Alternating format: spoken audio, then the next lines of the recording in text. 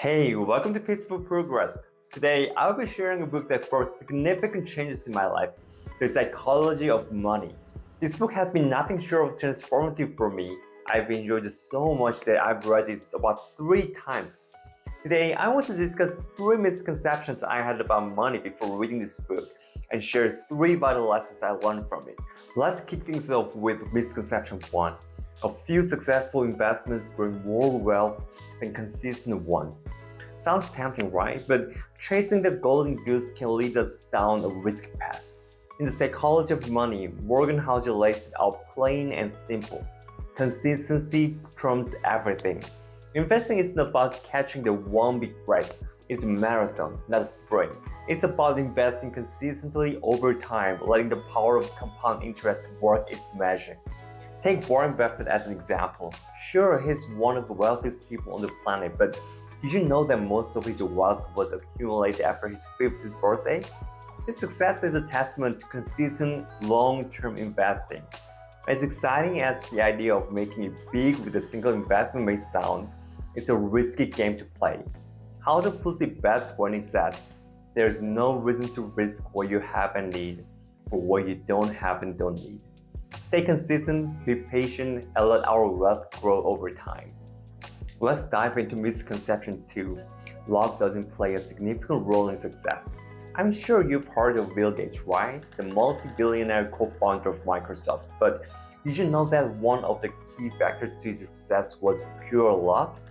At a time when access to computers was highly limited, a teenage Gates found himself at Lexi School, which happened to have a high-powered computer terminal. This access allowed him to dive headfirst into programming, logging in more than 10,000 hours of practice. It was this lucky break that set him on the path to later co-found Microsoft and revolutionize the software industry. But here's the important part. While Gates' experience was lucky, it's not the norm. For every Bill Gates, there are countless others who had similar opportunities but didn't become billionaires. So, as Morgan Housel advises, we should focus less on specific individuals and case studies and more on broad patterns.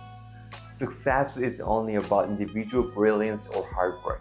It's also about being at the right place at the right time. Luck indeed plays a role in our lives more than we often acknowledge. Lastly, let's tackle misconception 3. Wealthy people are flash and ordinary-looking people are not wealthy. Have you ever found yourself awed by the glitz and glamour of those driving luxury cars or wearing designer suits, automatically assuming they must be wealthy? But here's the twist. True wealth often goes unseen. Let's take Ronald Reed for example. By day, he was a janitor, and by night, he was a gas station attendant. He lived a modest life, drove a second-hand car, and was known for his frugal habits. Yet, when he passed away, he left an asset worth $8 million. How did he do it? Through consistent modest investments in the power of compounding, he was patient, allowing his wealth to grow quietly over time. And then we have Grace Grunner, an ordinary woman who lived a simple life in a one-bedroom house. She made a single $180 investment in Apple Labs in 1935 and never sold it. When she died, her investment was worth $7 million. She didn't chase after quick, risky profits. Instead, she let her investment grow steadily over decades. These examples show us that real wealth isn't about what's on display. It's about what's growing quietly in the background. It's about having financial security and the freedom to live the life you want. So next time you see someone in a flash car, remember Ronald and Grace, and remember Housel's wise words. There's no reason to risk what you have and need for what you don't have and don't need. I'd love to hear your thoughts about these misconceptions. Did any of them resonate with me? Do you have any others you've noticed in your own life? Drop a comment below and let's keep the conversation going. Reading The Psychology of Money has brought a profound shift in my understanding of wealth. Alright, grab a cup of coffee because we're about to dive into some major knowledge bombs. Firstly, the art of managing money is as vital as the skill of making it. This idea isn't just about your income, it's about how you handle what you've earned.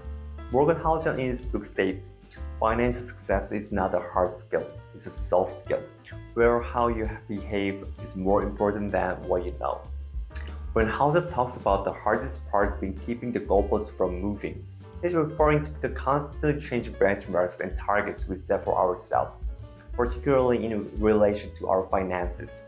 Imagine starting with a small car. Once you own it, you aspire for a sedan. As soon as you've achieved that, your eyes are set on an SUV. Achieve that, and suddenly you find yourself longing for a luxury car.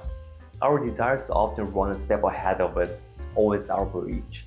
Suddenly, what we have isn't enough anymore, and we want more. This constant chase is like being on an eternal treadmill. It can be both exhausting and unfulfilling.